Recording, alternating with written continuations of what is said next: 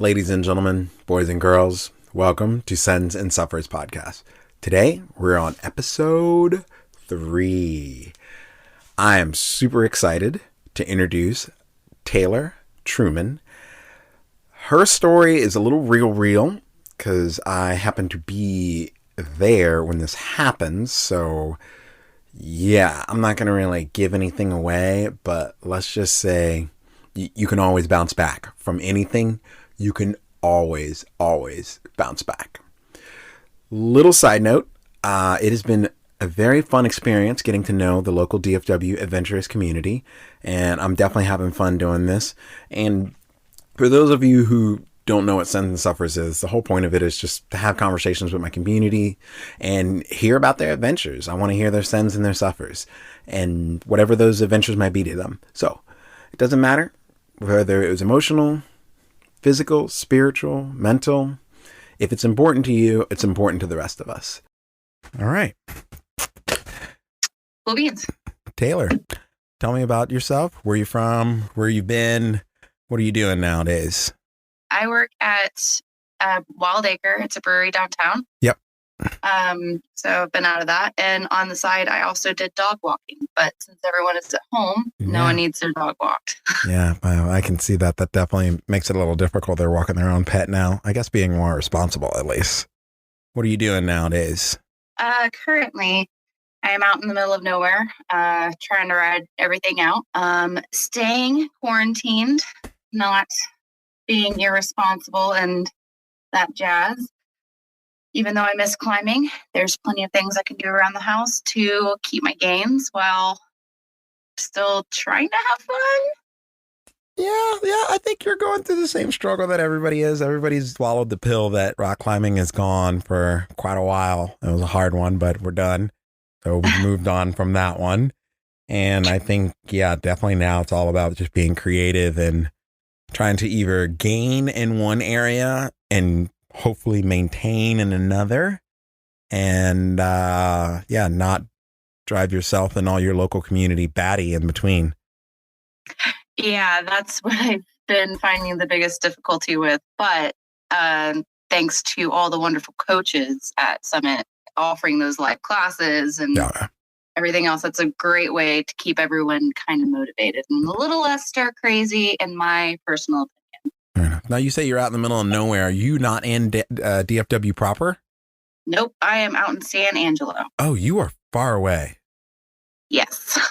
Wow. And you trek all the way to Dallas to rock climb on a regular basis? Oh, no. I actually live in Fort Worth. I live about 5 minutes away from the Fort Worth location. So that's basically my second home. But now, since I am out of work, since I have nothing else to do, I'm actually at another fellow employee of Summit, Jaton's house. Oh, nice. Parents' house, because they have lots of things that need extra hands on the property and in her dad's shop. And so I figured I'd be more help out here than I would be doing nothing in my own room. Yeah. Okay, that's fair. Well, that's a smart way to do it. That's actually a good way to pass the time, at least having some form of responsibility and not trying to make up whatever responsibility you can for yourself. Yeah. Exactly. All right. So you said you worked at a brewery or how long have you worked at the brewery? Well, Acre. I've worked there since October. Nice. It's a cool little brewery. It's about 3.5 years old. It's right next to a distillery as well. So if what's the name of the beer distillery? Is not your forte, Texas Silver Star. I think I've seen those bottles before. Oh yeah, they have an amazing honey whiskey. Oh, I'm a sucker for it. I was about to say anything that begins with a W, I'm into it. So I'm down. Same here. Yeah. Same here. But important question here: how do you drink your whiskey? I like my whiskey like I like women. All natural, straight up, no ice, no nothing. Pour it in a glass and give it to me. We're done. That's okay. We can continue this discussion now. Okay. Yeah. Nice. So now, are you brewing, bartending, managing? Like, what do you do there? I'm the taproom manager. Nothing fancy goes into that except making sure that all work is done correctly and people are, well taken care of. My staff is, on point. Just got to keep that ship running smoothly. Okay. I would love to be on the brewing end and the sales end. So I'm going to see where I can't go with that. But I figure managing is the first foot in the door. Have you tried like home brewing or anything like that yet? No, not yet. I just kind of watch all my brewing friends from afar. Okay. Fair enough. Well, if you decide to dive into that world, you need a professional taster. I'm better. My whiskey palate and my red wine palate is far better, but I'll do my best. Fair enough. All right. Okay. So, how old are you, if you don't mind me asking? I just turned 30 in January. Dirty 30 Club. Yes. Yeah, I mean, I hear it's the new 20, and so far I feel like this may be it, Moment of truth. This is Sends and Suffers. So what is your sen? What is your suffer? Did you only have one? Did you have both? But most importantly, tell your story. Well, I've been climbing for just under 3 years now. My friend got me into it. I was pretty reluctant to at first. In fact, they kidnapped me and they forced me into a Groupon deal at Dino Rock. Ooh, I worked there.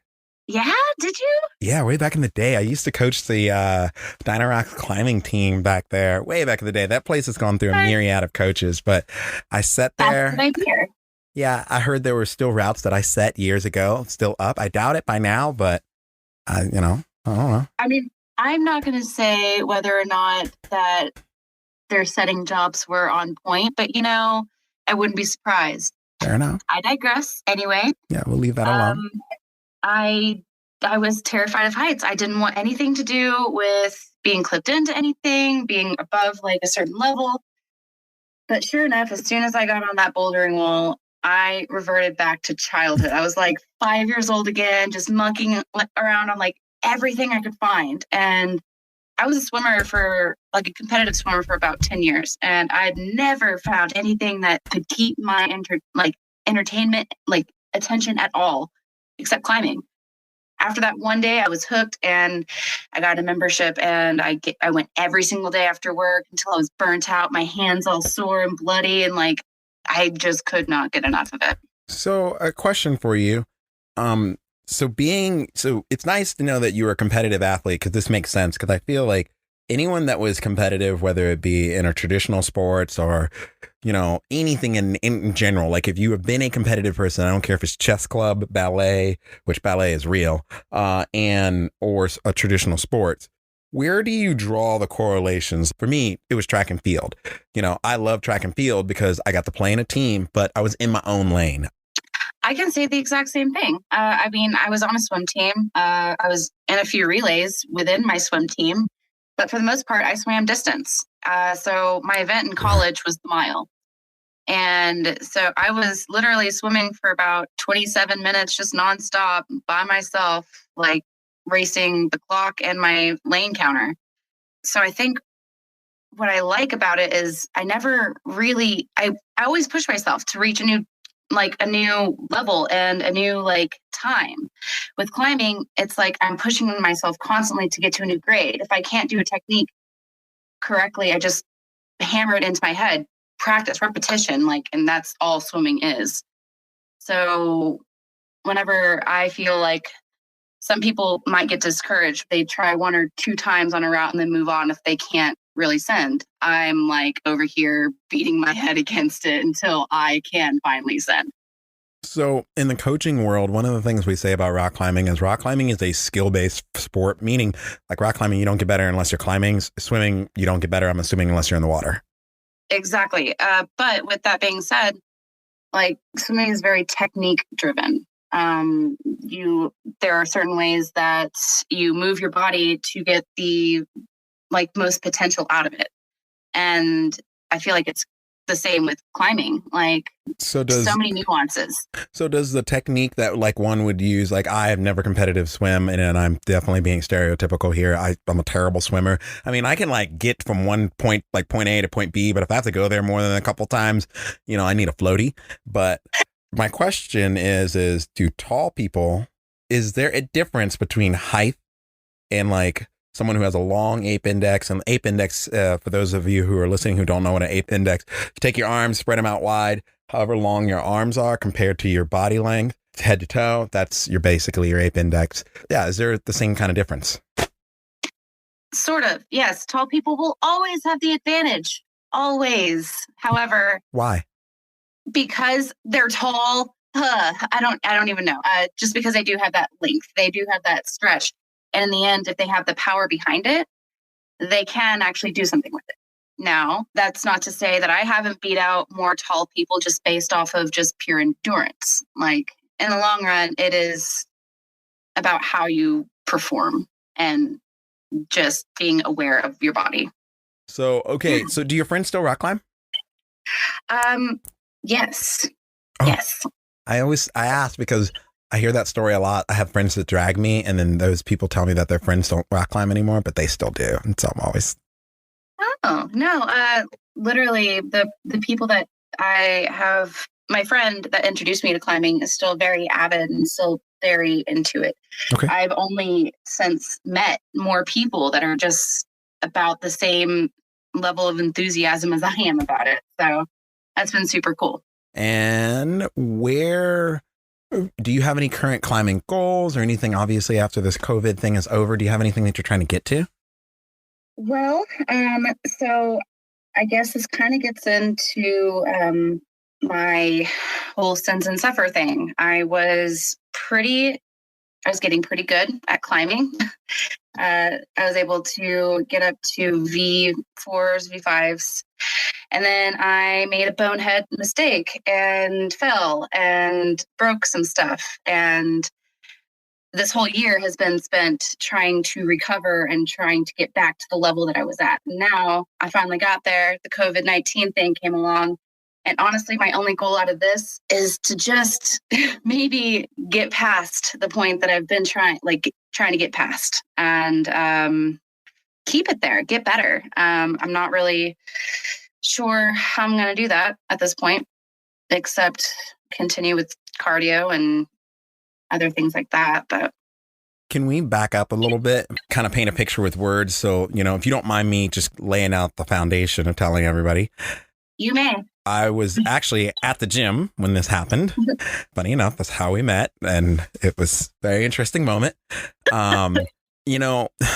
This next statement it is not a good thing in any way, shape, or form, but it is a thing. If you've ever taken first responder courses or any kind of like wilderness medicine or anything like that, there's certain things that happen and you recognize. And I will never forget this. I was standing in the middle of the horseshoe and I heard your body hit the floor.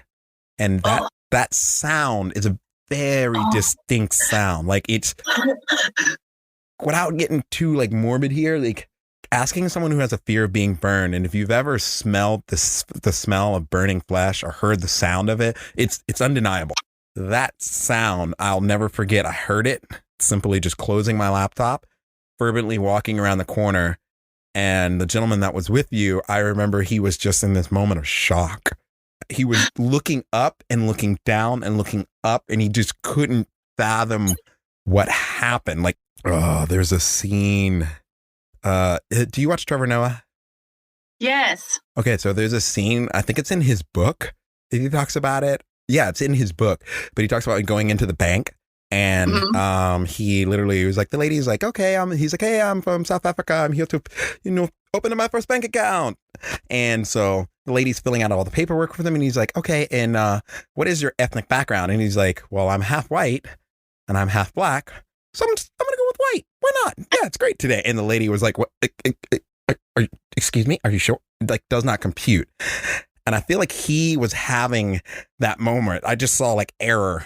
Like, if there was any bubbles around his head, it just said error. And granted, he was in shock. I'm not trying to make light of him, but he was in legitimate shock, and that's a very weird situation to be in, especially if you didn't see it coming.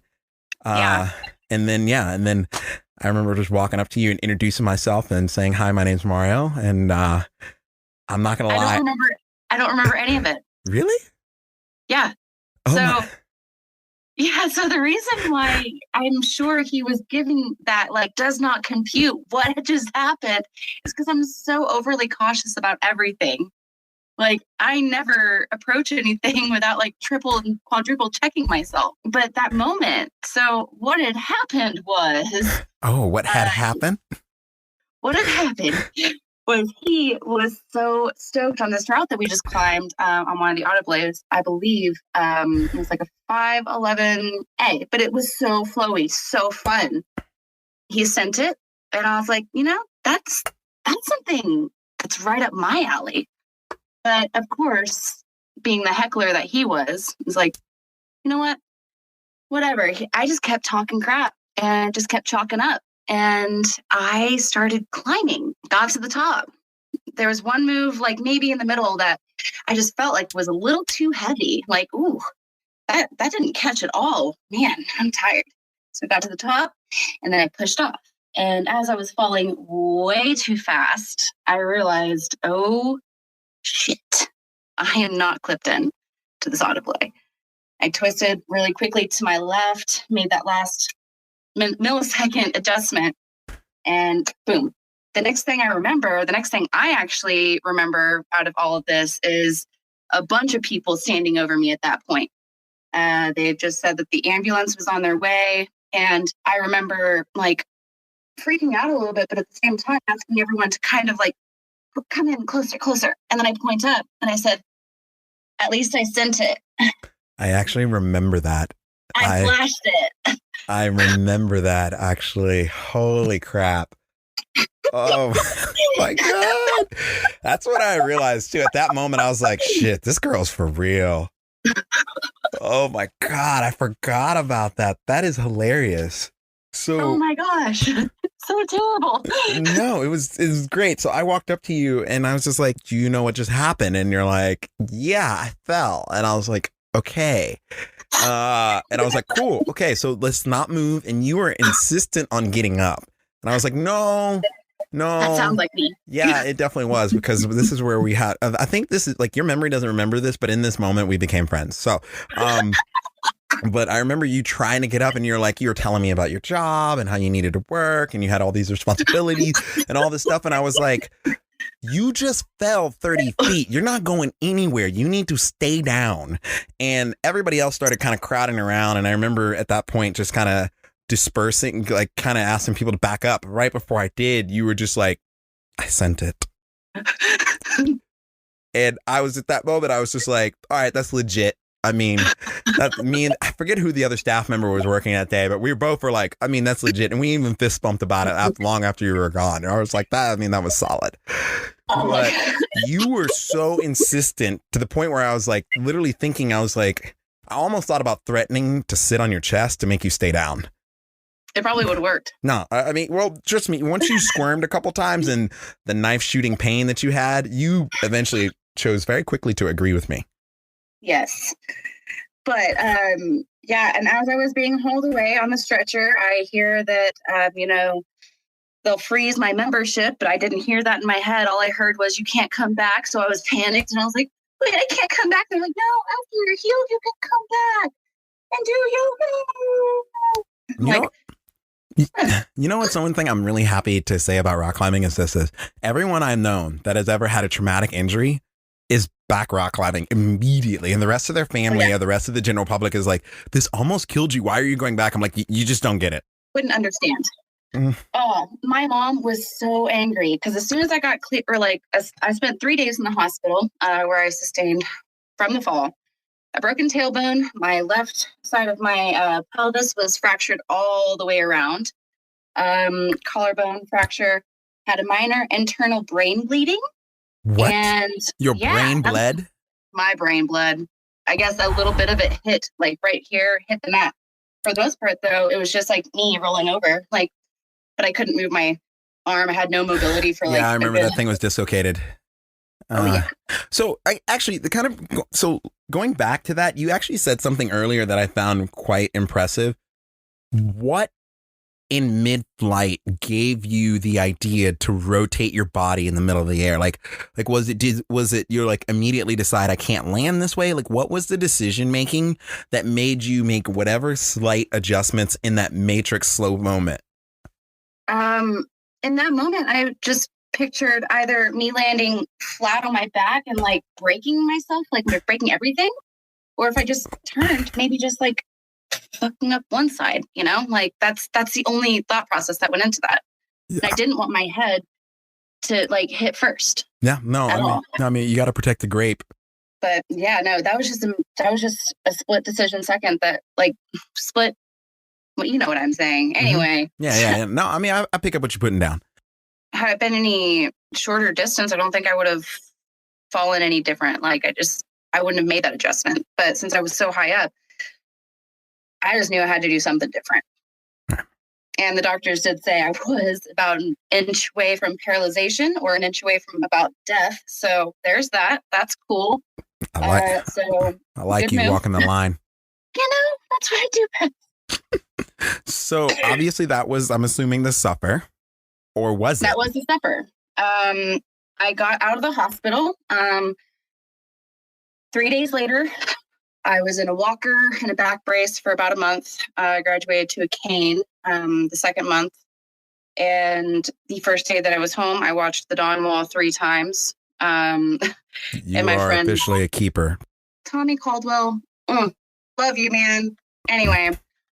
So then at 2 months, I finally went to go get reevaluated. They said I was cleared to go back to work, where I decided that I was going to go back to Summit. If I could go back to work, I could go back to Summit and I could get back to climbing.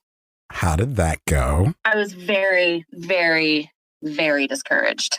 I had lost all progress. I didn't have any strength in my lower body. It was all in my upper body. You weren't gun shy at all getting back onto the wall? A little bit, but more so I was nervous about my falls because I already wasn't a very graceful faller at all.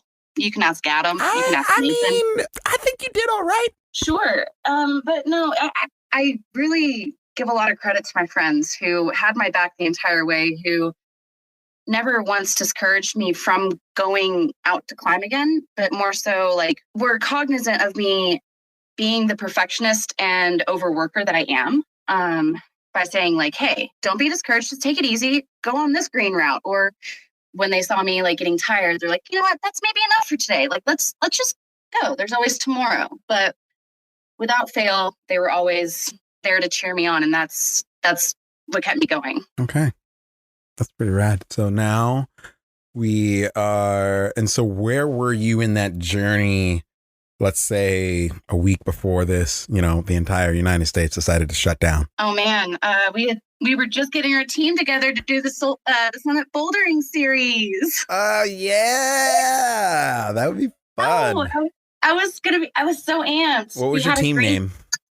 The Super Soft Boulder Team, from one of our favorite shows, Letterkenny. Oh, that's awesome. Okay, yeah. I do not know that show. I like the name, but I'm gonna have to watch the show now. You are going to have to watch it. And I know people will give me shit for this, but put subtitles on. It'll change the game 100%. And you'll get so many good one-liners from it. Okay, so I'm going to go ahead and tell you this now. I live on subtitles. Little known fact, I'm hard of hearing. So I always put subtitles.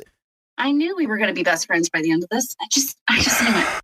I told you. We already were. You just don't remember it. That's true. That's true. And I still have yet to see the video. I don't know if it's still around. I would... email Probably Summit. Not. I would email Summit and ask very politely if you could ever see this. They are the ones. I did. Christine. Sorry. It's okay. She did say that she couldn't send it to me liability reasons, which I totally understood. That I could come in at any time, and this was back in July when I asked. So I was saving it for my 1-year anniversary to see if they had it for shit. Oh my gosh. Okay. Well, hopefully when the gyms reopen and if it's still there, we can do that. And then it was going to be, I'm going to let you know, I've seen it and I'm not going to give away any surprise. I will say this though. You do have some very, very, very vertical, horizontal hops. And I think you will understand what I mean when you see that video. Yeah. I'm going to go ahead and throw that out there. I was impressed. No, nonetheless. I literally climbed around the rope, and I was like, how do you climb around the rope and not even realize it, Taylor? You would be so surprised. PSA here. People do not realize how easily you just get in the zone. And I swear to God, it's because of air conditioning and a roof over their head. But I have watched some of the most experienced climbers and unexperienced climbers walk up to a wall, casual conversation, blah, blah, blah, blah, blah, blah. Yeah. Chalk up, blah, blah, blah. And they're like climbing. And I'm like, sir, excuse me. Are you gonna clip in? You can come down. And they're like, why? I'm like, we just need to holler at you for a second. Let me just holler at you. Come on down. And then they like realize what's going down. And then all of a sudden they have this moment of panic and they freeze. And I'm like, straight down. Yeah. No quick actions, no ninja. And it happens all the time. But funny enough, when people are outside, people have this whole primal fear that kicks in. And it's like, I'm outside. All of a sudden, you have people climbing like a 5'5", 5'4", easiest thing. You could pretty much walk up a set of stairs and they are death gripping every hold. Every move is so intentional. But they get inside, a little bit of air conditioning, a couple headphones. Get comfortable. Darwinism at its finest. Let's let them weed themselves out. That is not, I'm not saying don't die in gyms. Like, I'm going to go ahead and repeat that now. This is not me saying that this is okay. Follow the rules. Speak out. Do that thing. Clip in. Always. Ooh, okay. But yeah, so that's my suffer. But my sins is that, even though I got down there for a minute, I'm still persisting. My goal before climbing was to compete or to do a half Ironman as well. And so now that I'm not climbing, I can set my sights back on that. I think you told me this because you came up to me. Was it during the grand opening of Plano? Or was it at a No, it was 12-hour. Yes, you walked up to me in Plano and I was just like, kind of, granted, for those of you who have ever worked at a rock climbing gym, you understand what I mean. For those of you listening who have never worked at a rock climbing gym, any major competition, every employee is on autopilot. The nicest thing you can do is just basically just either get out of their way or give them a high five and let them move on. But I remember I heard your voice and I just like, you were like, Mario, and I like dead stop. And I looked at you and I was like, I know you for a reason. And I could not remember. And I realized that was the first time I had seen you.